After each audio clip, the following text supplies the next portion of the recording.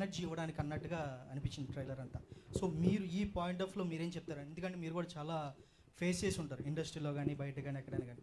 ఈ మాట అన్నప్పుడు మీకు ఎలా అనిపిస్తుంది? అది ఎంతవరకు మీరు రిసీవ్ చేసుకుంటారు?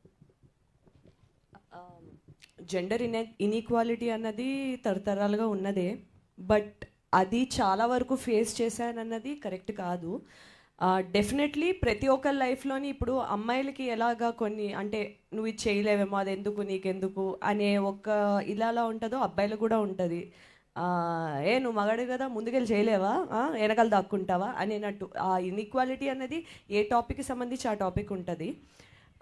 నేను పర్సనల్గా నా పర్సనల్ లైఫ్లో కానీ ఇప్పుడు నా కెరియర్లో చుట్టుపక్కల కానీ నేను థ్యాంక్ఫుల్లీ నేను ఫేస్ చేయలేదు. చాలా మరి అది టైం మారుతుంది, జనాలు మారుతున్నారా లేదా మేబీ జనాలు బట్టి ఉంటుందండి, వాళ్ళ చుట్టుపక్కల బట్టి వాళ్ళ పెంపకం బట్టి అదంతా ఉంటుంది.